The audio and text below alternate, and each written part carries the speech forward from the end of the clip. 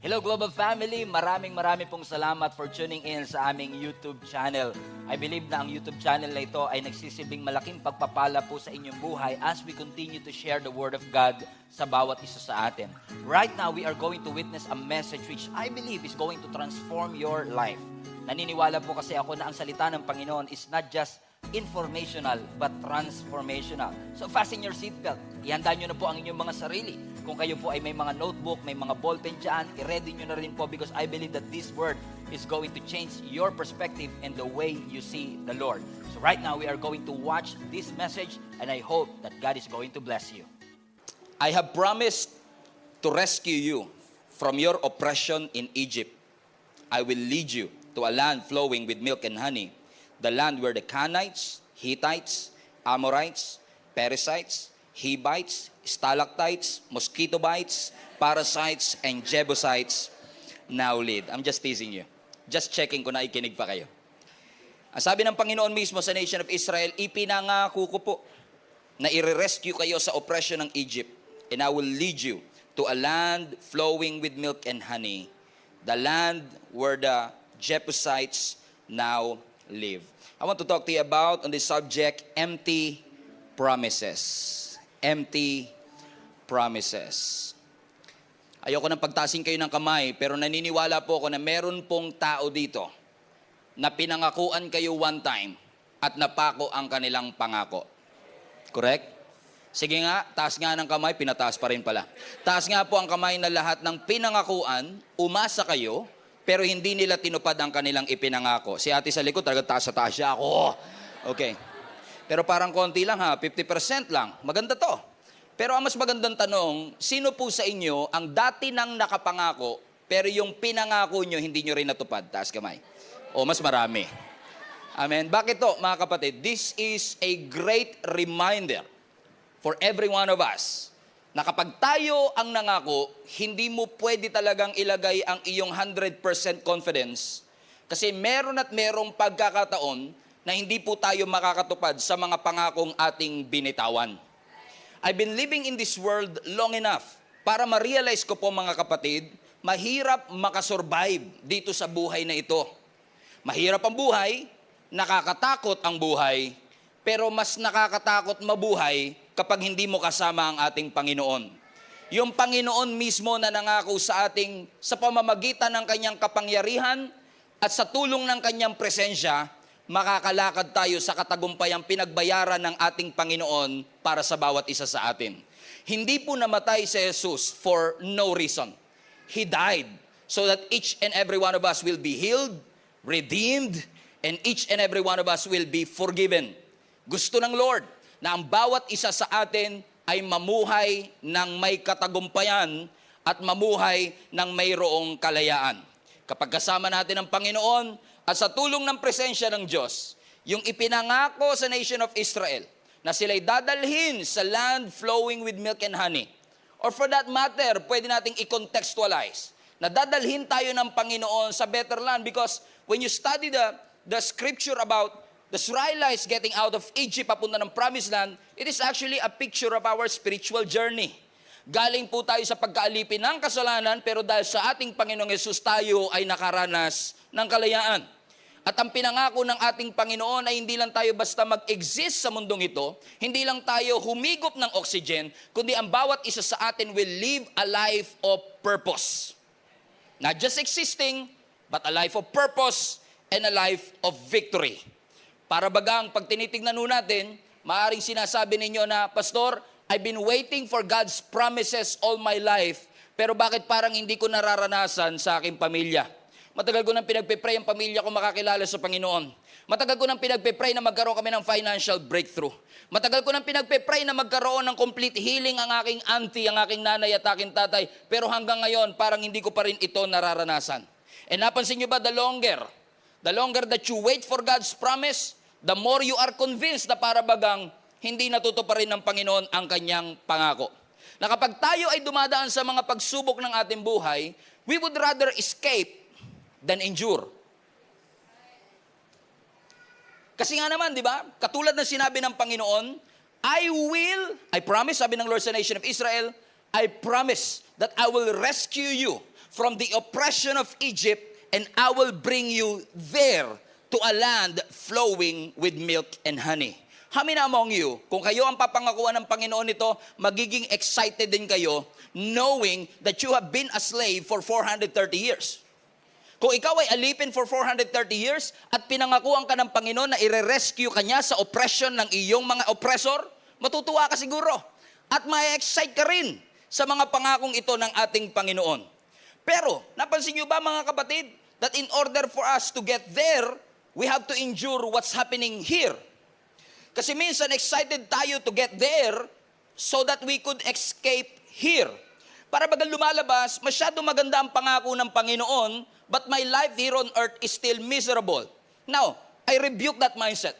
Naniniwala ako mga kapatid na yes, may ipinangako ang Panginoon sa atin on the other side of this problem. There we can find redemption, there we can find peace, there we can find joy. But here, you don't have to live a miserable life. With Jesus, you can live a joyful, peaceful, worry, anxious-free life. Kapag kasama natin ang ating Panginoon, tamo, hindi na kayo excited mga kapatid. Bakit? Kung ano man yung there na pinangako ng Panginoon, I'm excited to receive that. But while I'm here, I will keep on believing that what He has prepared for me is able to help me to get through what I'm going through right now. Katulad ng nation of Israel, si Moses ang naglabas sa kanila from Egypt, pero dahil na-delay sila ng 40 years, namatay na si Moses at kailangan magpalit ng liderato at si Moses pinalitan ni Joshua. So si Moses ang naglabas from Egypt, pero si Joshua ang nagpasok sa Promised Land. Kaya nga nung si Joshua na ang pumalit sa leadership, nagkaroon siya ng takot. Pero ang sabi ng Panginoon sa kanya, don't be discouraged, don't be afraid. As I was with Moses, so shall I be with you. As I was, so shall I be. I was, so shall I be. I was, so shall I be. Parang sinasabi ng Panginoon sa ating simbahan, I was with you for the past 10 years, so shall I be for the next 1 decade, 2 decades, and 3 decades to come. Ibig sabihin, I am the same God, the God of your forefathers, the God that healed the sick, that delivered the oppressed. Ako yung Diyos na nagpagaling before, ako pa rin ang Diyos na nagpapagaling ngayon, at ako pa rin ay magpapagaling bukas. I am He who was, who is, and who is to come. The same yesterday, today, and forever. That is the kind of life that God wants you to live, a life with authority. Ahead and not the tail, above and not beneath. Victor, not a victim. Victory, not defeat. Pero minsan, yung way of our victory is different from God's way of victory. Pero in case you forgot, I want you to be reminded that God's way is always the right way. Iba ang pamamaraan natin ng victory sa pamamaraan ng Diyos ng victory. Iba yung pamamaraan mo ng pagluluto ng adobo sa pamamaraan ng pagluluto ng katabi mo ng adobo. Yung katabi mo, pag nagluto ng adobo, walang laurel, yung isa may laurel. Yung isa puro suka, yung isa naman maraming toyo, yung nagluto may toyo din. Amen. Pero iba-iba man ang ating pamamaraan, we are aiming for that one goal. Alam nyo, ganun din sa ating Panginoon. Iba-iba ang pamamaraan natin sa pamamaraan ng Diyos. In fact, our plans is no match to God's plan in our lives. May plano tayo pero minsan walang purpose. But God's way is better than our ways. His thoughts are better than our thoughts. And His plans are greater than our plans. Minsan lang nadidisappoint tayo because we want to escape here for us to get there. Kasi excited na tayo sa land flowing with milk and honey. And sometimes we are frustrated kasi nag-e-expect ka ng milk and honey pero ang nakikita mo, walls and giants. Sino sa inyo ganun? Pinangakuhan kayo ng milk and honey, pero ang nasa harap nyo, walls and giants. Naalala ko, pagpasok nila ng Promised Land, nung nandun sila sa Gilgal, tinuli pa lahat ng mga kalalakihan. Pagkatapos ang unang city na kailangan nila i-conquer is the mighty city of Jericho. Akala ko ba this is a land flowing with milk and honey? Akala ko ba this is the land of Hivites, Jebusites, parasite, mosquito bites? Then all of a sudden, I was not informed. I did not sign up for this. Hindi nyo naman sinabi na meron pala kaming kailangang mga higanting pabagsakin. Bakit? Yung possession ipinangako, but you have to possess your possession. After all, ipinangako ng Panginoon ang there, but here you have to fight for it. In here you have to pray for it. Sometimes lang nabofrustrate tayo kasi expectant tayo dun sa milk and honey, pero ang nakikita natin ay walls and giants. And minsan, hindi tayo nakakapag-step out of our comfort zone. Hindi tayo lumalabas sa ating mga kanya-kanyang bangka because we are intimidated and afraid sa mga opponent that is in front of us. Para ang nation of Israel, they're supposed to be in the promised land. Year 2 pa lang, delay na, pero at least year 2 nandun na sila sa promised land. Pero mas pinili nila dahil sa kanilang takot. Nung nakita nila yung mga giants, nung nakita nila yung mga walls, sabi nila, we cannot do that. We cannot defeat them. So we would rather wander in the desert for another 38 years than to step out of our comfort zones and fight for what is ours. Natatakot tayo sa mga higante na nasa ating harapan. Ang tanong ko mga kapatid, paano tayo lalakad sa ibabaw ng tubig kung lagi kang nasa pampang? How can you walk on water if you're always on the shore? God is inviting you, come, walk on the water. You are going to experience something that you've never experienced. I want you to see what you haven't seen yet in your life. But you have to get out of your boat. You have to get out of your comfort zone. Hindi porkit may presensya ng kaaway, nawala ang presensya ng milk and honey. Nandun pa rin ang milk and honey, pero may mga challenges in between. Sa buhay kasi walang cheat code. Hindi porket may mga challenges, pwede ka magkaroon ng cheat. Up, up, down, down, A, B, A, B. Bigla mo malalagpasan. Nung gino kayo sa 9am, wala nakagets eh. Pero dito, puro bata, may gets sila eh. Up, up, down, down, A, B, A, B. Bigla ka level 65. Walang cheat code sa buhay. Pagdadaanan mo ang lahat ng mga levels, ang lahat ng mga challenges in your life. Pero hindi porket may kaaway, wala na yung pangako ng Panginoon. In fact, kapag mas matindi ang kalaban, mas matindi rin yung pangako. Ibig sabihin, yung size ng challenge is an obvious sign of the size of God's promise in your life. The darker the night, the brighter the day. The greater the challenge, the greater the victory. The greater the difficulty, the greater the promise. In fact, mas mataas ang level, mas maraming devil. Pasinin niyo po yan? Nung mga level 1 ka, demonyito lang kinakalaban mo, kaya ko to, pre. Naalala niyo yung mga panahon, nagsusuper Mario Brothers tayo? Na yung level 1, kayang-kaya natin. Pagdating ng level 2, medyo. Pagdating ng level 3, at 4 and 5, minsan nahihirapan ka na.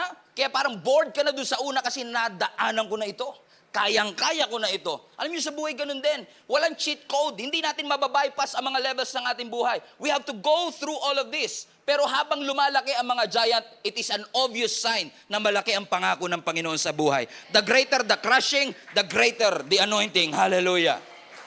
In fact, pasalamatan nga natin yung mga kaaway natin, yung mga challenges sa buhay, kasi yun pa nga nagpo-push forward sa iyo eh.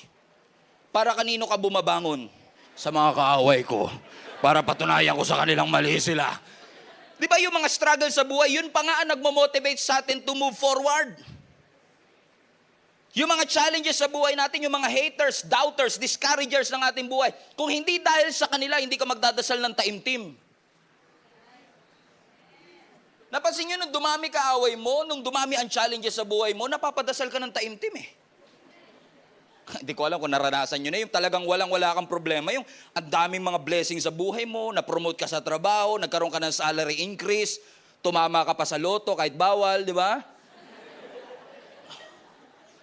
Kaya nga sabi ko sa inyo, pag nakita ko kayong tumataya sa loto, tanungin nyo rin, ba't nandun ako?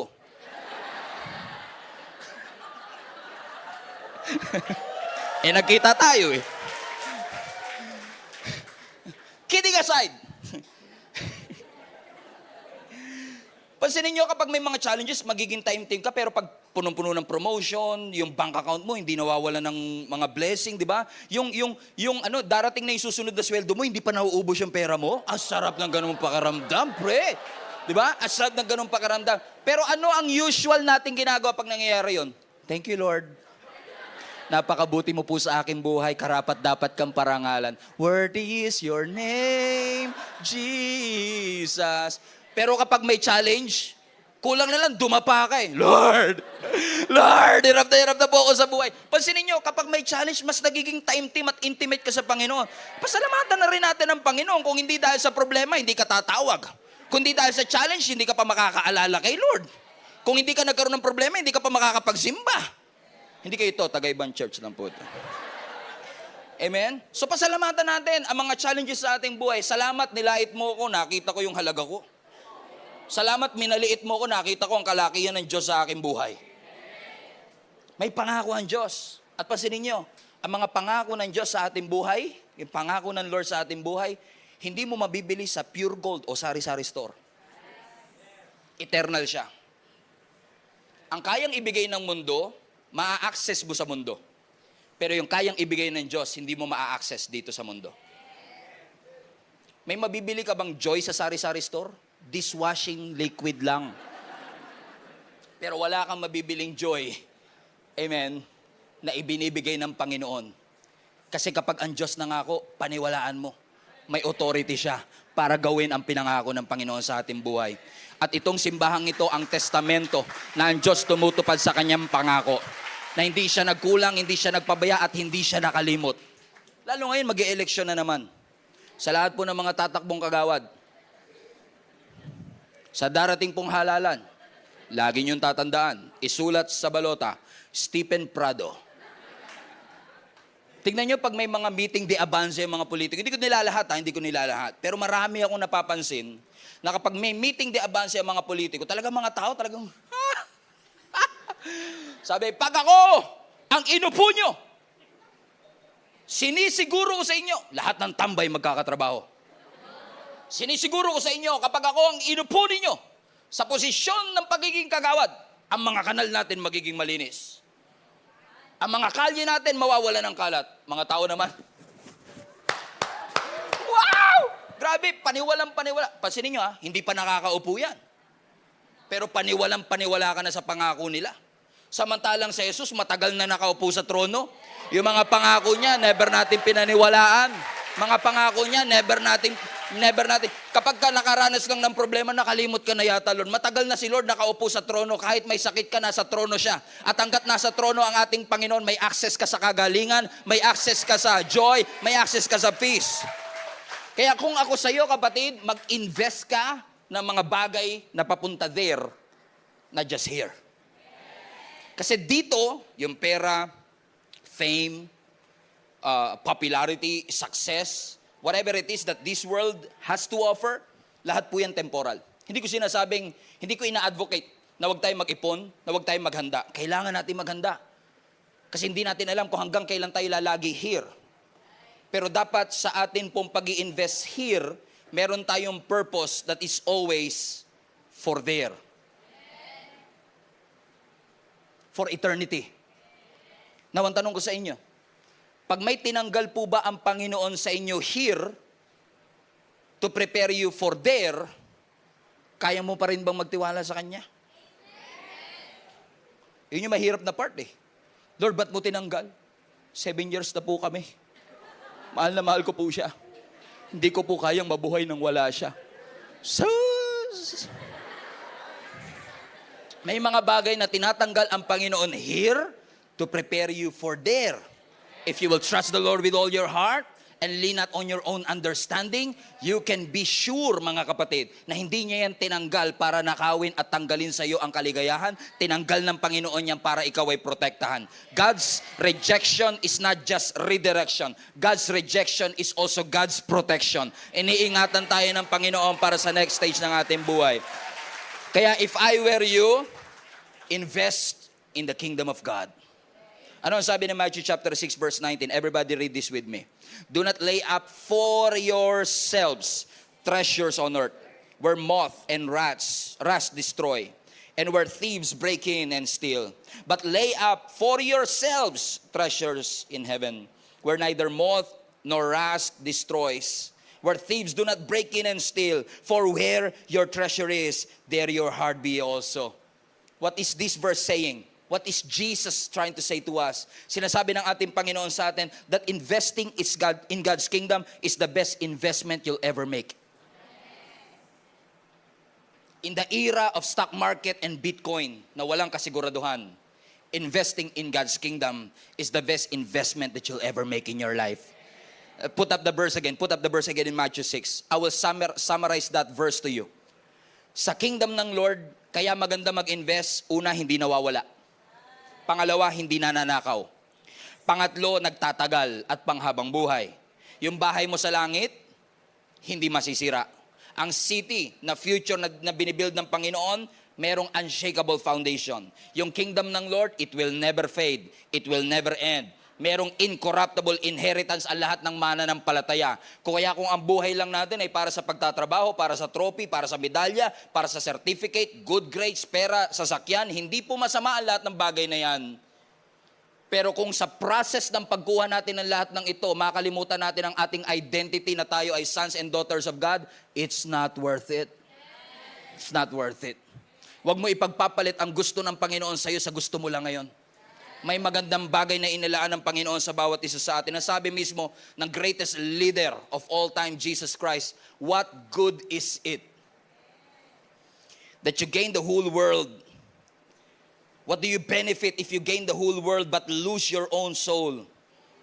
Is anything worth more than your soul?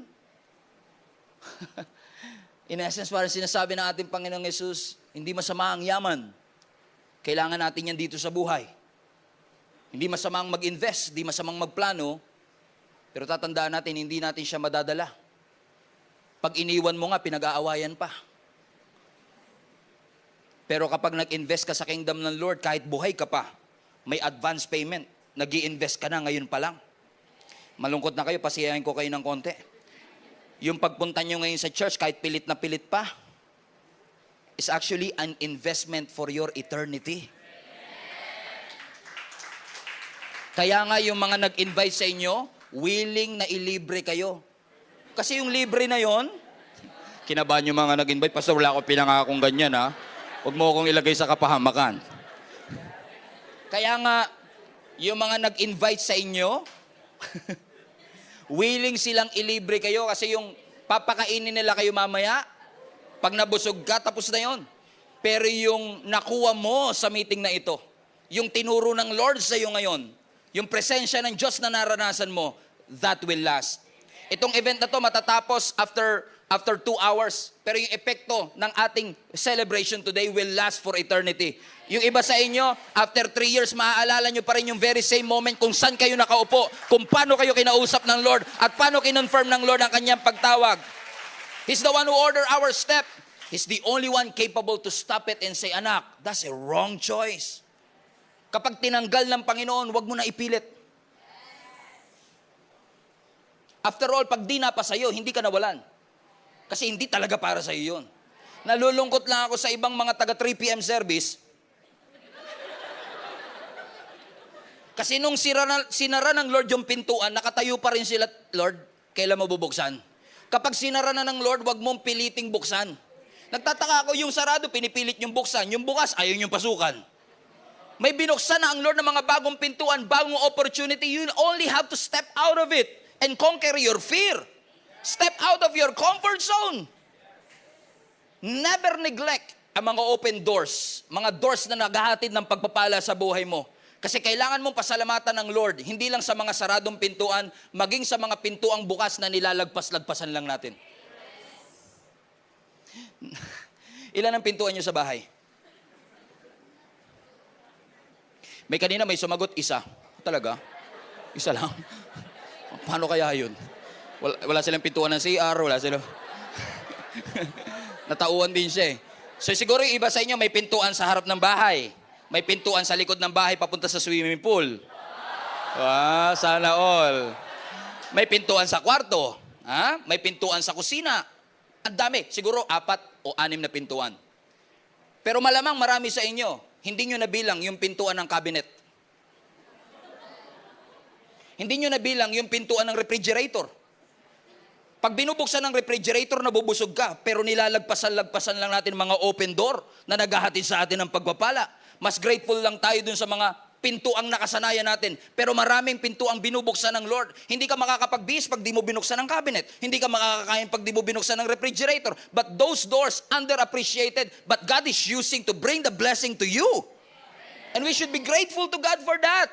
Hindi natin yan, hindi yan masusuklian ng kahit ano pa man. Gawa ng Diyos ito. kalooban ng Panginoon at gusto at nais ng Panginoon na kung tayo man ay maglalaan ng ating panahon, maganda ito. Maganda maglaan ng trabaho, ng para sa trabaho, pero yung para sa pamilya mas mahalaga. Yun yung mga bagay that will last. Yung memories, yung pera mawawala, yung memories habang buhay na nandito is invest more on those things that have eternal value and continue to believe the promises of God in your life. Minsan yung gusto mo at saka yung gusto ng Lord hindi magkasundo. In fact, napansin ko to sa maraming Christians, lalo sa mga 3 p.m. service. Napansin ko ito sa maraming Christians nowadays, na akala nila, porket pangarap nila, kalooban na ni Lord. Hindi porket ginol natin at pinangarap natin, yun ang iniloob ng Panginoon sa atin. Sabi mo sa katabi, parang papunta si pastor sa'yo, ingat ka. Masasapul ka dyan. Because what we want and what is right is not always the same. Minsan may kumausap sa akin, after 3 years of settling for less and doing a wrong choice, sabi niya, Pastor, nagkamali ako ng pagpili. Pinagpalit ko ang gusto ng Panginoon sa gusto ko lang mangyari. Alam mo, Pastor, na-realize ko, nung ako'y nasa maling landas, kinukumbinsi ko ang sarili kong masaya ako. Kinukumbinsi ko ang sarili ko na tama ang naging desisyon ko. Sabi ko sa kanya, alam mo kapatid, pag nasa tamang choice ka, hindi mo na kailangan kumbinsihin ang sarili mong masaya ka. Kasi sa tamang choice, laging merong joy. Laging merong peace. You're going to be happy. You're going to experience peace. Kaya nga po, ang sabi ng writer ng Hebrews, mag-ingat kayo sa tinatawag nilang Esau syndrome. Watch out for the Esau syndrome. How many among you are familiar with that name, Esau? Si Esau, pinagpalit niya yung kanyang birthright para sa lugaw, tokwat, baboy. Remember that story? Gutom na gutom siya. Nagluluto yung kanyang kapatid ng lugaw. Sabi niya, ibenta, bigay mo sa akin yung lugaw. I'm gonna die, mamamatay na ako sa gutom. Which is not true, by the way. Which is not true, by the way. Pero he's so desperate, pinagpalit niya yung kanyang blessing and birthright para sa lugaw and stew. Sabi ng writer ng Hebrews, ingat kayo sa ganyan. Yung pinagpapalit nyo, yung God's lifelong gift in exchange for your short-term appetite. We all know na si Esau, pinagsisiyan niya ang kanyang impulsive act at ginusto niya yung blessing na ibinigay niya in the first place. Pero huli na ang lahat. Magandang paalala para sa bawat isa sa atin, lagi po tayong may dalawang pagpili. We always have 2 choices. Life or death. Curse or blessing. Eternal, temporal, ultimate, or immediate. You can live a worried life, but you don't have to. You can live an anxious life, but you don't have to. You can die with sickness, but you don't have to. God will never say something that He will not deliver. Kapag ipinangako ng Panginoon that I'm the God that healeth thee, and you believe it, and you make it personal in your life, by the grace of God, naniniwala tayo. Kayang i-perform ng ating Panginoon. All you have to do is make the promises of God personal in your life. Make it personal. My faith can move mountains. Make it personal, kapatid. The path of the righteous gets brighter and brighter. Make it personal in your life. God is the one who can deliver me. God is the one who can protect me. Talk about more on the promise than the problem. Talk about more on the promise than the Goliaths in your life. And believe that what He said in His word, He shall fulfill. Question. Kapag ba binigay ng Panginoon sa iyo, kahit parang ayaw mo, magtitiwala ka ba na ginawa to at inalaw ng Panginoon to para sa iyong kapakinabangan? Amen, Pastor. I agree. Ang tawag ko dito, may tinatawag akong a la carte Christianity. Yung parang pag nasa Jollibee ka, pipili ka ng gusto mo. Soup, chicken joy, burger steak, siomai. Sa Jollibee, may siomai na sila. Ang pinakamasayang bubuyog sa buong Pilipinas, di ba? I call it a la carte Christianity na minsan tayo, pag binuksan natin ang Word of God, gusto natin a la carte lang. Oy, I want this verse. I want this promise. Lord, I believe in this promise. Lord, I will follow this. Pray always. I follow this. Love your enemy. Lord, ex mo na to. Kalasin mo na to. Lord, punitin na natin to. Hindi natin to gusto. Ang tawag ko dyan, a la carte Christianity. Susundin lang natin yung gusto nating sundin. Na wala tayong tiwala sa Panginoon na lahat ng sinabi niya sa kanyang salita ay makakabuti para sa atin. Meron niya ako nabalita ang isang restaurant. Doon daw sa restaurant, may mga high-end, fine dining restaurant na walang menu. Pag upo mo, hindi ikaw ang order ng pagkain. Naka-prepare na yung 4-course or 5-course meal na kakainin mo. You just have to wait for the food.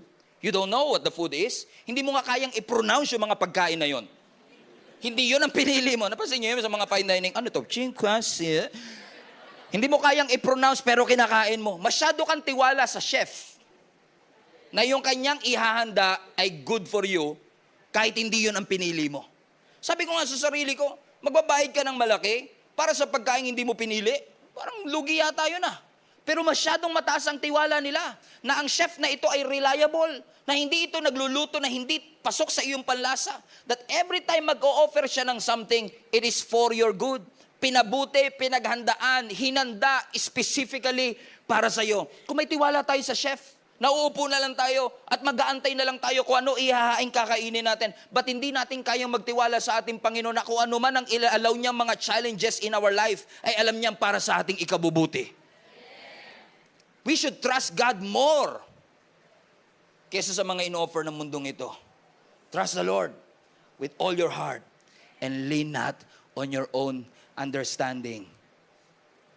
At kapag pinangako ng Panginoon, kapatid, I tell you this, you are a product of a promise. In fact, I can be bold to say this, kahit ako man, alam ko, produkto ako ng panalangin ng ibang tao na nauna sa akin. Ikaw din, produkto ka ng ibang taong nanalangin, na matagal ka na nilang ini-invite sa church, Lord, kailan ba, siya na ba? And finally, you are here. You are an answer to somebody else's prayer. You are a miracle. Sabi mo nga sa katabi mo, milagro ka. Pinili ka, hindi ka pinagpilian. Amen? Amen? It is good. A land flowing with milk and honey. That God is going to prepare you from here to there. Pero minsan, gusto ni Satan ayawan natin ng here para magmadali tayo there. Kaya nyo mga kapatid, nakakalungkot man sabihin, pero marami talaga pong mga Christians sa katulad natin ang nadaya ng kaaway. Mas pinili nila yung pangako ng mundo kaysa sa pangako ng Panginoon. Naalala nyo last Sunday sa pinag-aralan natin? Naalala nyo pa po ba yung message natin last Sunday? Sino yung nang-abandona kay Apostle Paul?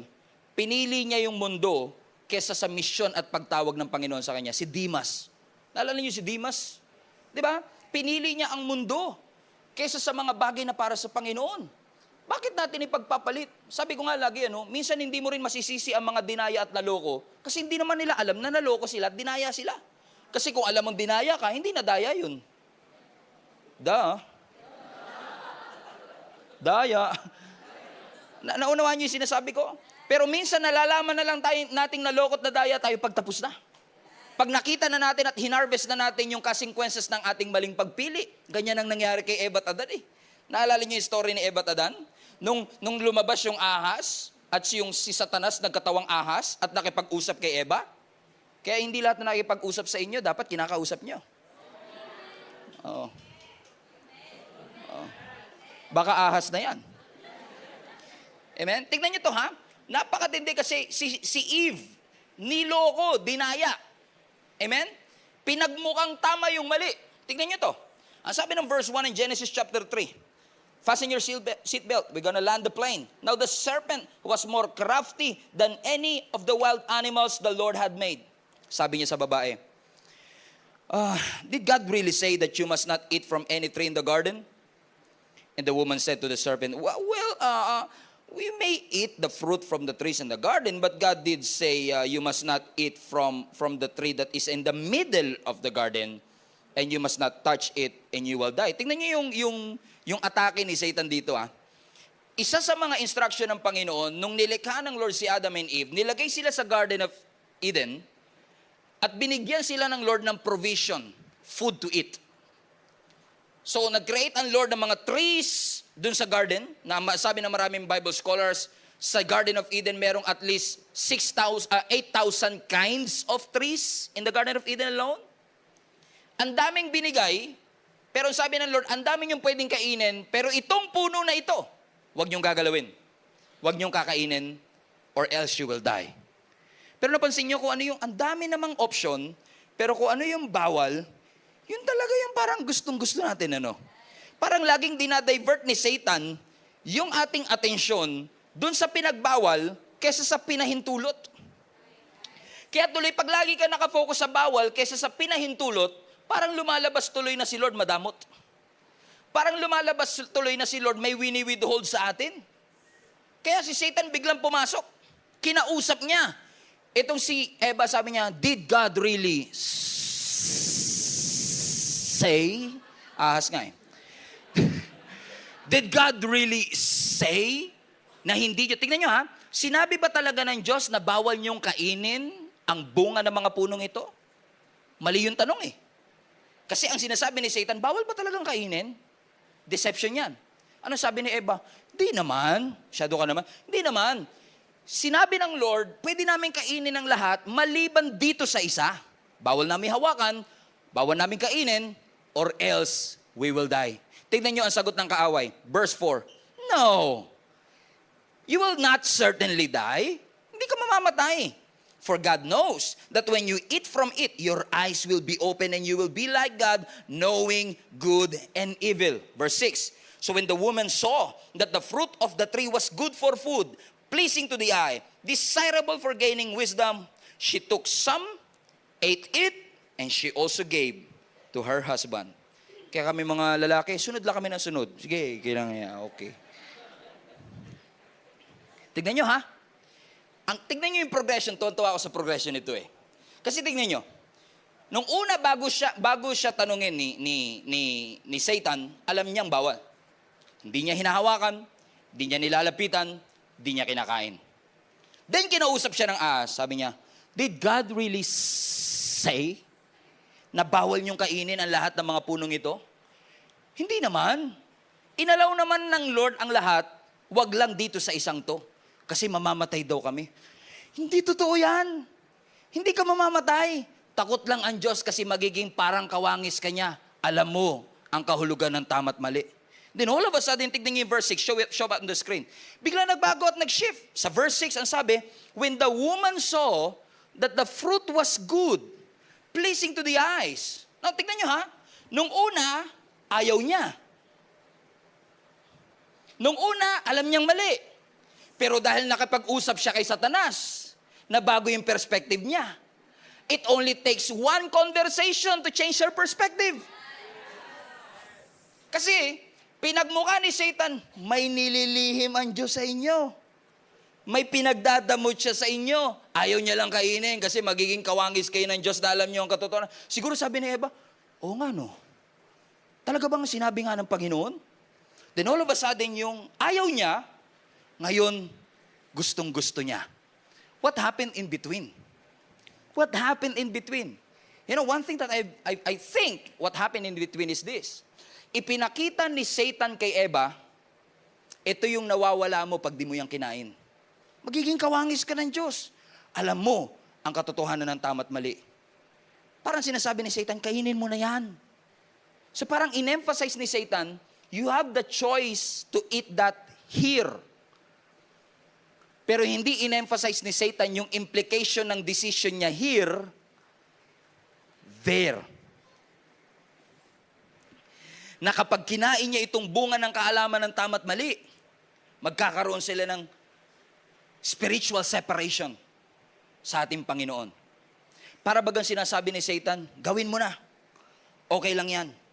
The enemy made her realize that here is good. Pero ang enemy hindi pinakita sa kanya yung implication ng kanyang decision here, there. Yan ang deception ng marami, kasama ako, that we fall into. Nakakala natin yung decision natin here will not implicate us for what's going to happen there. Tingnan nyo ang sabi ng kaaway, did God really say? Kasi i-challenge ni Satan yung alam mong salita ng Panginoon. Alam niya eh. Kaya tanong ni Satan, talaga bang sinabi? Ikaw naman, oo nga no, sinabi nga ba? Nararanasan nyo ba minsan yun? Yung kabisado nyo naman, tapos bigla sasabihin, sure ka ba?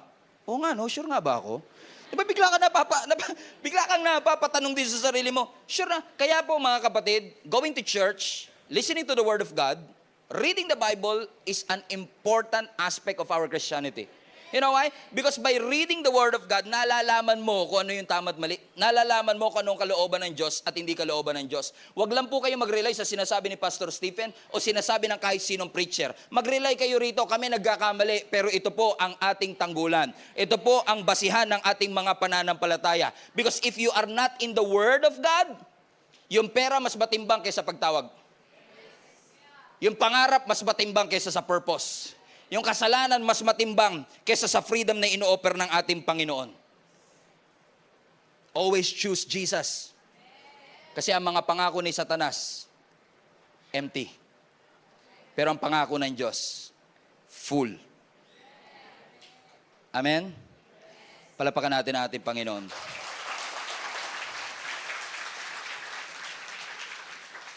And as I close this, that's in Genesis, the first book of the Old Testament. Let us fast forward to the first book of the New Testament, Matthew. And this is interesting. Yung strategy ni Satan sa Genesis, hindi nagbago pagdating ng Matthew. This time, kaharap niya ang ating Panginoong Yesus at sinubukan niyang itempt ang ating Panginoon. Gutom na gutom si Jesus sapagkat siya'y nagkatawang tao. Ang sabi ni Satan sa kanya, can you turn these stones into bread? Ang sabi ng ating Panginoong Hesus, ang tao hindi nabubuhay lamang sa tinapay, kundi sa bawat salita. Tingnan nyo, eternal ang purpose ng eternal. Kundi sa salitang namumutawi sa bibig ng ating Panginoon. Pangalawa, dinala siya ni Satan sa ibabaw ng isang building. At sabi niya, tumalon ka nga dito. Di ba nangako ang Panginoon that He will give His angels charge over you? Tingnan nyo, kahit si Satan, alam niya yung Bible verse. Alam niyo po ba na yung salita na yung He will give His angels charge over you? Nasa Bible yan sa Old Testament. Tayo hindi natin alam. Buti pa si Satan alam niya. Kaya hindi lahat na nagko-quote ng verse dapat pinapaniwalaan. Kahit si Satan nagko-quote din ng verse. Pero tinitwist niya. Sabi niya sa Panginoon, di ba pag nagpatihulog ka, nangako ang Diyos that He will give His angels to rescue you? Kung ikaw si Jesus, kung nagpadaig si Jesus sa temptasyon, o nga, no? Nangako naman na sasagbin ako, then let's do it. Pero hindi ginawa ng Panginoon. And then, verse 8. And again, everybody say again. Wala nang lakas. Everybody say again. Again. The devil took him to a very high mountain. Watch this.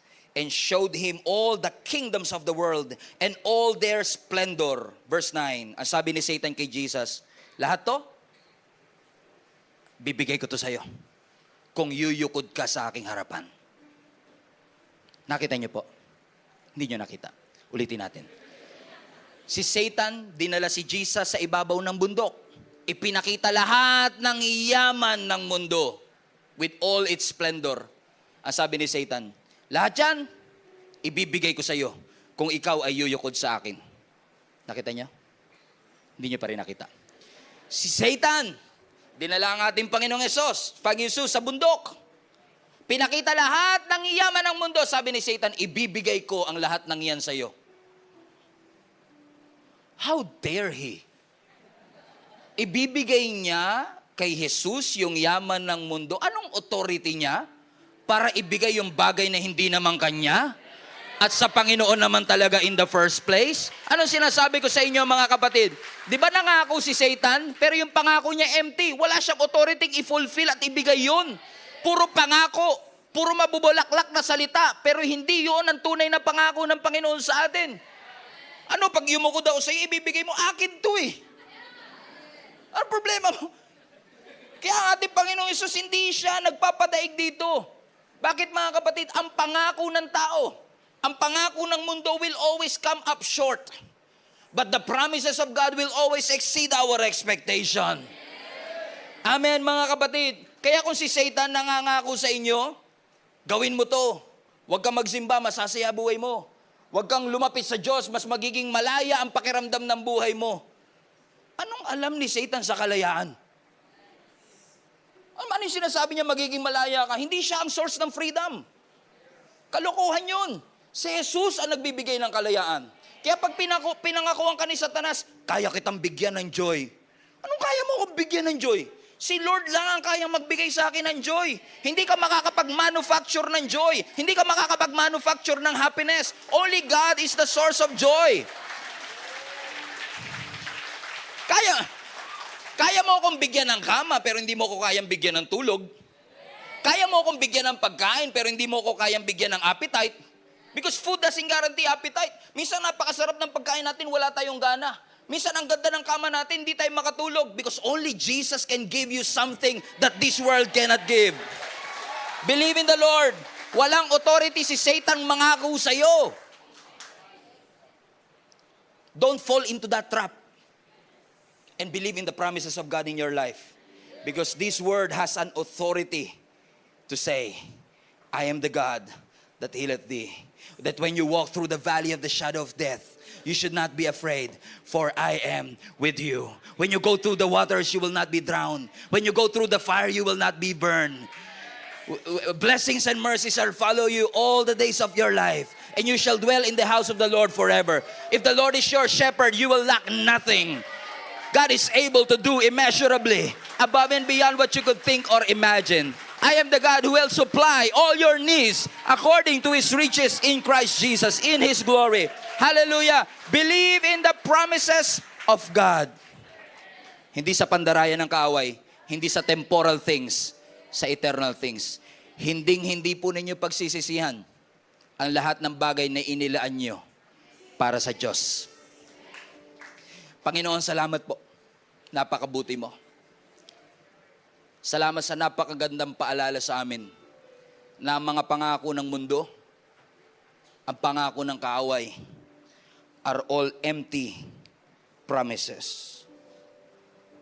But today, God, we are believing for what you said in your word, that all your promises are yes and amen. Yes and amen. Kung kami man ay napaniwala, nadaya. Kung kami man, Panginoon, ay naniwala sa ino-offer ng kaaway, hindi sa sinasabi ng salita ng Diyos, patawarin niyo po kami. And allow us, O God, to always rely on what you've said in your word. Your word is true. Your word is a lamp unto our feet and a light unto our path. We will not settle for fake happiness. We will not settle for fake joy. We will not settle for fake peace, fake success. We will rely on the legitimacy of your word. You are good.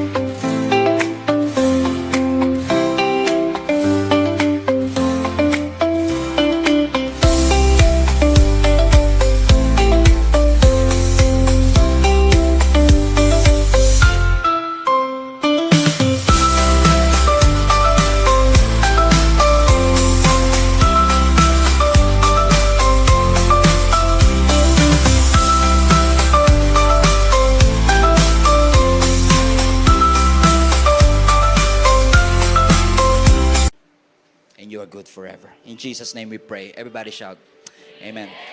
Palapakan natin ang ating Diyos na buhay, mga kapatid.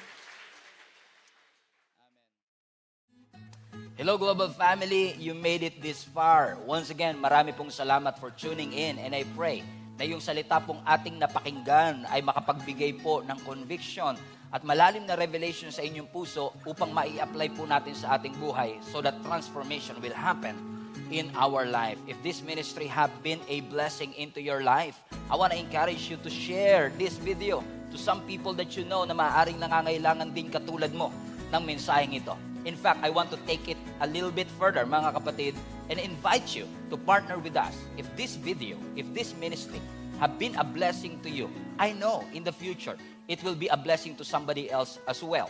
That's why if you want to partner with us financially, para maipagpatuloy po natin ang ginagawa ng Panginoon through Gia Kamanava, inihikayat ko po kayo to partner with us. Pumunta lang po kayo sa aming website, giasmnb.com/give. At lahat po ng mga ways that you can support, ways that you could give para po sa ministering ito ay makikita po ninyo doon. You can give through GCash, debit card, credit card, bank remittances, at maging mga bank transfer. So, ano pang inaantay ninyo? Support the ministry, mga kapatid, para mas marami pa tayong maabot at mapuno po talaga natin ang langit. In fact, I want to take this opportunity as well. If you have been watching the video for quite some time, wala po kayong church na kinakabilangan and you want to deepen your relationship with the Lord, I want to encourage you to join our link-up groups. Ginagawa po namin yan in person or online. If this is impossible para po sa inyo na makapunta dito sa amin physically or in person, we have an online link-up group na ginagawa po namin sa iba't ibang dako ng mundo. If you want to be part of the link-up groups, ito po ay small groups na aming ginagawa kung saan ang bawat isa sa atin ay nagpapalakasan para ihatid tayo sa spiritual growth. Kung nais po ninyong makasama rito, all you have to do is go to our website, giasmnb.com/linkup. Ilagay nyo lang po kung saang location kayo naroroon. And I'm sure na meron po mga link-up groups na nababagay po at suwak po sa time zone ninyo kung nasaan man po kayo naroroon. Once again, marami pong salamat for reaching this far at naabot nyo po ang part ng video na ito. And I hope sa mga susunod pang video, mapagpala pa tayo ng lubos ng ating Panginoon. Keep spreading the word of God. Punuin natin ang langit and let us fight for our family.